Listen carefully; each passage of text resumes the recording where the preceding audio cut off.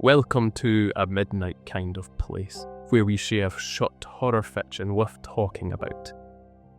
We read the classics along with forgotten tales from the very best. We also publish stories from new, exciting voices. Join us at amidnightkindofplace.com, where you can find all of our stories and upcoming submission calls. I'm Paul O'Neill. It is my pleasure to bring you our next story.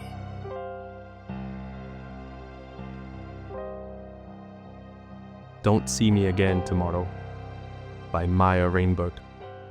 Look at me. Don't look at me. Look at me. Don't look at me. Don't see me. If you look, you're mine. I both love and hate that moment. It hurts my feelings when people scream. The hurt makes me feel justified when I eat their eyeballs and their tongues. Rude jerks. I'm not that ugly. My eyes are just like goats' eyes. Nature made our eyes this way. Goats aren't evil. I might be evil. You take the last bus from the city, the only bus I ever meet. It's easy in my long dark coat to slip into the hurried commuter crowd. You're the one who stands out, with your blue hair and your hoodie, among the suits. Everyone else heads to the parking lot to hide away in their cars, their recirculated air. They rush back to their houses and families. Only you walk alone, or as now, with me beside you. You've taken this bus 12 days out of the last 13. Human I think of as soft hair. I don't know what your face looks like because your head is always bent over your phone, half covered by a fall of straight hair. I only see the outline of your nose and small chin. I follow you from the first time you step off the bus at night, or at least the first time I spot you. I suppose you could have been around before. People I don't see don't exist for me. People behind walls and moving vehicles, far off places, sunshine. They aren't real. Only lonely night people live in the world I walk through. I trail behind you for the first week. You seem tired and sad. Your shoulders droop, and you listen to sad music through little strings that connect your phone to your ears. If you glanced over your shoulder at me, I'd move closer, gradually closer and closer behind you. Maybe I'd catch up with you the first night. Maybe I'd drag the process out. The anticipation is more fun than the actual eating of eyeballs, which honestly are not especially yummy. Sometimes people don't come out the next night and escape me, and that's all right too. But you never turn around. It's frustrating. You look tense when I see you through the window of the arriving bus. Your shoulders hunch if people crowd you. You relax once you're alone, walking the packed earth road to your house. I suppose you can't hear me with your music things in your ears, but do you not feel my darksome aura?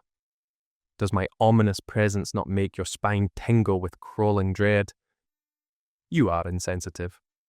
On your unlucky number 7th night of bus arrival, I start walking beside you. You tense a little but don't look up. I know where you live, an old house that I never paid attention to before because whoever else lives there doesn't come out at night. The third time I pass your house I say, bye, as you turn aside, but you don't look around. Maybe you can't hear me with the music in your ears.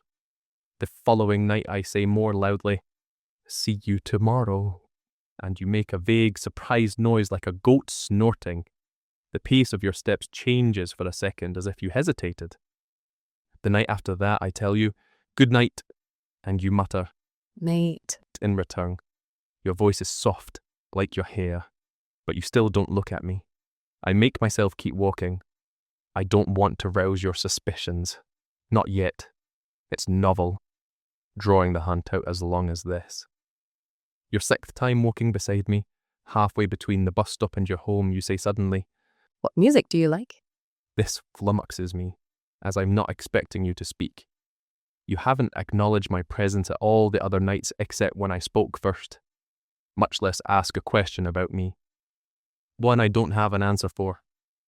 Of course I've heard music, through open car windows mostly, snatches of melody whisked away on the wind. Sometimes in summer, people play music outside in their gardens, although less and less often. Now more people listen to those little machines in their ears like you have.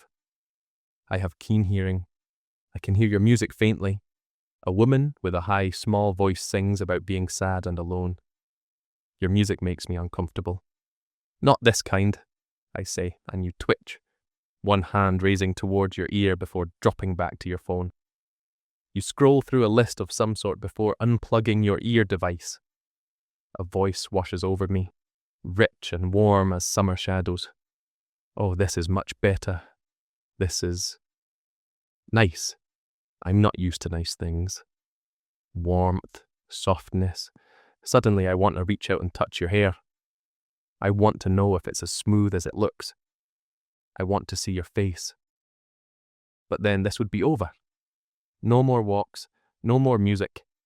Anyway, touching you before you look, before you scream, that's against the rules. Although now that I think about it, I don't know where those rules came from.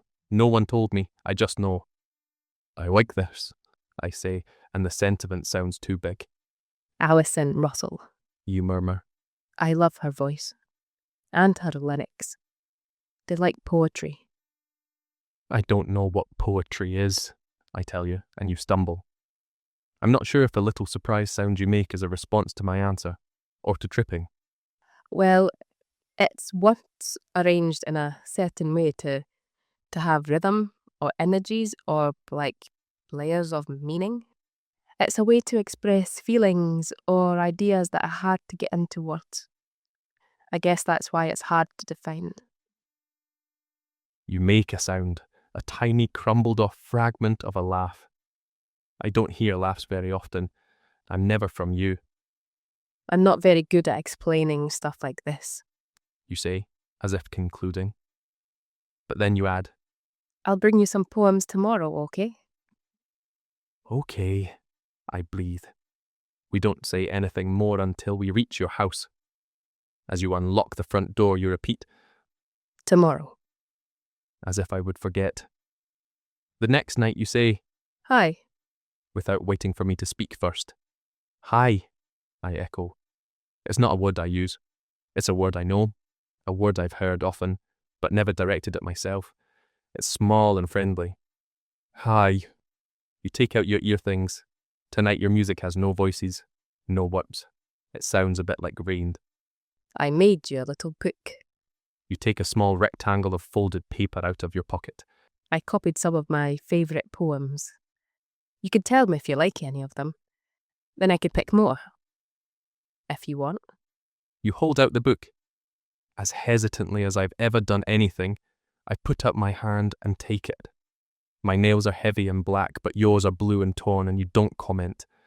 I touch the little black marks, the soft paper. I've seen letters on billboards and magazines, but I've never touched them.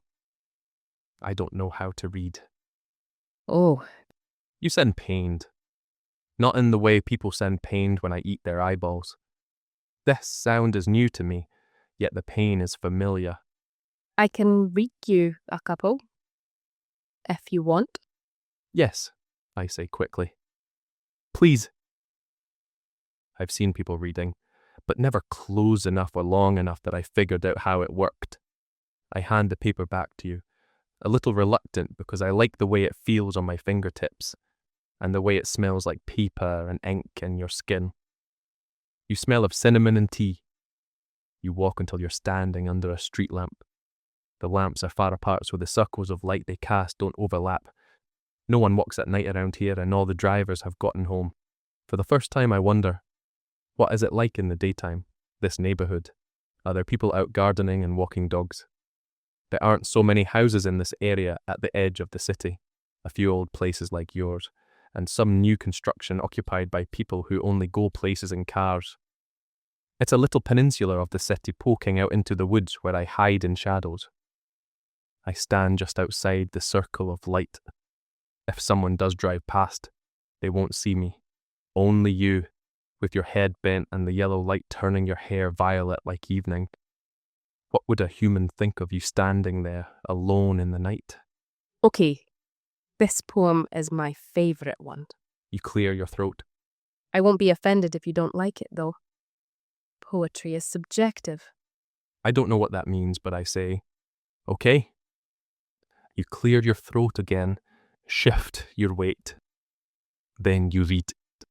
In our eyes, the tears are always there, waiting to be spilled again, wanting to flow afresh, as if any flood could wash away our grief, could transform, transmute, transfigured yourself, alchemical heart. Replace your tear-dimmed eyes with eyes of hope and gold, calcine the stagnant tears. Thinking about eyes of hope and gold, I lose track of your words and only catch hold of them again as you finish. Joy cannot be nourished on tears. Replace the fear-dimmed human eye with gold, with animal iris, amber fierce, and you shall make sweetness from this.